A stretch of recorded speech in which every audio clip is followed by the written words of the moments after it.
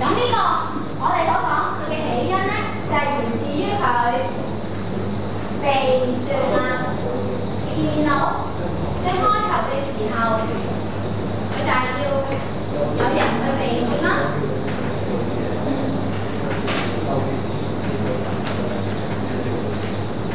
但係就係因為有人被説，而呢個老翁咧留足即係收留咗佢啦。咁究竟發生咗咩事件咧？知唔知發生咩事啊？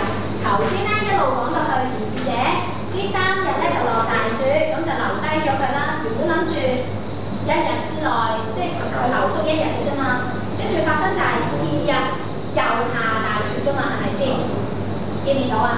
咁然後不可行又留之，知唔知點解啊？因為咩原因啊？因為有落雪。係啊，因為繼續落大雪，所以繼續要留低，一直留咗幾多日啊？3日啦。冇錯，留咗3日。而喺呢3日之後啦，天晴，此人將別去。咁即係點解啊？係啦，就係因為佢已經天晴啦，咁就佢又諗住走啦。咁發生啲咩事咧？一向老翁借刀一用啊！究竟咩事啊？平時接把刀。係啦，借呢把刀嚟做咩咧？就係自殺喎。點解要自殺啊？有咩理據啊？點解佢話佢突然之間要問佢借，即係臨走㗎啦，但係要借把刀嚟自殺啊？佢講咗句咩説話啊？陳國通，佢講過一句咩説話？呢一個佢話同嗰個老翁唔識嘅，但係都咁樣嘅口待佢，所以咧冇可以報答，唯有自殺。啱啦。咁所以咧，其實就係正因為佢無以為報啦，就決定自殺啦，即係以生就報答佢啦。咁咧喺呢一個裏邊，老翁有咩反應啊？阿珍啊，冇錯啦，邊一度講㗎？係啦，冇錯，喺第4條裏面，翁驚子之曰，即係佢好驚同埋制止佢。佢究竟講咗邊2個理由話俾佢聽唔應該自殺咧？生命誠可貴係咪啊？係啊。係，如果佢咁樣殺咗自己都要害到。係啦，第一樣就係、如果殺咗佢自殺嘅話咧，咁個老翁咧就會有可能會遇到官司啦，因為突然間喺佢屋企死咗人啊嘛，係咪先？咁所以呢個係第一個理由啦。咁第2個理由咧，仲有啲咩理由啊？頭先好似有好些嘅同學咧都問過我咩叫做燒埋錢嘅喎。係啊，咁所以咧，你見到呢句所講話，家中死了一個人，零碎吃官司必不說，一些無事，燒埋錢也要12兩，究竟係點解咧？賠錢啊！推斷下，從呢個故事發展落去，你諗啦，就佢話零碎係官司不必説啦，即係話可能會有一啲嘅官司，即係嘢上身啦，但係咁都唔講啦。就算如果冇事，一些無事，又會有啲咩事發生咧？你估下？要買啲嘢去裝佢。係啦，冇錯，燒紙啦，或者埋葬佢咯。所以咁我哋講翻低嘅，講翻嚟前面呢度啊，講翻嚟前面啦，你呢個之後再咁咧，即係話，如果佢喺呢個屋企裏面死咗啦，咁咧除咗可能會惹上官司、惹上官非之外咧，更加咧就要花錢去殮葬啦，係咪啊？即係買燒啲衣紙俾佢啦。咁如果咁計，大概要幾多錢啊？12兩。咁如果聽完之後，呢一個人有啲咩反應啊？佢講咗一句咩説話㗎？成翁好意。係啦，成翁好意。接住咧，不好算得許多零碎。係啦，不好算許多零碎。你見啱零碎呢個字啊，同上面係一樣㗎嘛，係咪啊？咁即係點解咧？不好算許多零碎，意思係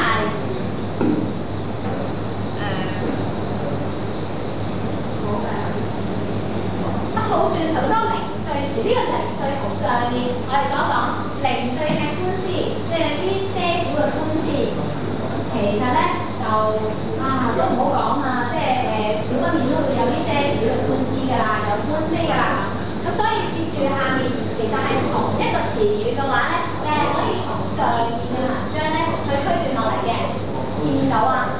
咁嘅話，零碎係點解啊？係代指咗邊一件事咧？係第一個理由定係第二個理由咧？冇錯啦，係第一個理由嚟嘅。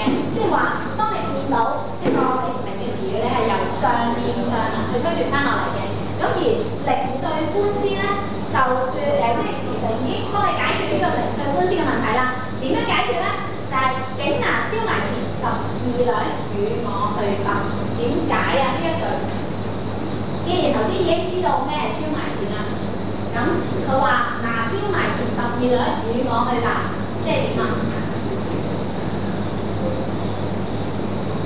明唔明呢句説話所講啊？從佢頭先成個故事嘅意境啦，個老翁啦，我哋需唔需要揾啲同學出嚟做下呢個活劇啊？唔使啦，老師。係啊，咁你想像啊，從你嘅腦裏面想像，如果有個老翁同佢講話嗱，你喺我呢個屋企死嘅話咧，咁唔單止咧就要惹上官非喎，我唔單止惹上官非之餘咧，仲要咧揾錢去埋葬你喎。然後呢一個嘅人咧，佢就話啦咁我都唔想你惹上官非嘅，咁啦，你做啲咩啊？俾錢佢。係啦，即係其實同成個故事推斷落去咧，就算你唔係每一個字逐隻字咩叫與我去辦都好啦，其實你係可以推斷翻咧嗰句嘅意思嘅喎，就係我哋頭先所講俾錢解決啦，就係你俾12兩我，咁咪慳翻啦，唔使你埋葬啦，直頭咧就走得咁啦。咁你會見到佢做緊啲咩啊？其實佢做緊咩啊？呃錢，又或者係啦，即係其實問呢一個老翁攞錢啦，呢個手法問老翁攞錢，咁正常人啊，即係喺呢個老翁裏面，佢有咩反應啊？好嬲啦，點解啊？幫佢仲要俾錢。係啦，冇錯，幫佢嘅喎，好意收留佢，仲要俾錢佢，講佢即係要請佢走喎咁所以於是乎個老翁好嬲，之後發生咩事啊？我哋頭先講嘅個老翁收留咗呢一個牧人啦，咁而從佢呢個牧人同老翁之間嘅糾紛啊，中間係有人介入㗎嘛，見唔見到啊？咁究竟發生咩事啊？驚動咗啲鄰居。係啦，因為佢哋互相咧有爭拗喎，你會見到成個脈絡。既然佢哋發生爭執，然後連鄰舍咧都走埋出嚟咧去勸解咯喎，究竟發生咩事啊？接住落去，究竟呢個爭執能唔能夠平息咧？最後有冇解決到啊？你睇翻落去。誰喧嚷驚動鄰里，為之勸解，即係話去勸，係啦，勸佢哋兩個啦。咁點勸法啊？係啦，就係減其半以6兩與之，即係俾咗幾多錢佢啊？6。係啦，最後就俾咗6兩佢。咁即係話佢哋勸交嘅方式咧，就係話仲要俾鄰里話，唔好啦。着兩減啲啦，不如俾6兩就算啦咁。最終個老翁有冇咁做啊？有冇啊？臨去老翁嘆息嘅，誰想如此兇人？喺文裏面係冇直接講佢有俾到呢6兩嘅，但係從呢一句裏面所講咧，咁你覺得老翁最後有冇屈服俾佢？有，係可憐嘅喎，你見到？所以啊，鄰里咧，其實喺勸交嘅底下咧，佢唔單止作勸，即係喺佢哋兩個之間咧，即係調解啦。而佢調解方式咧，就係俾錢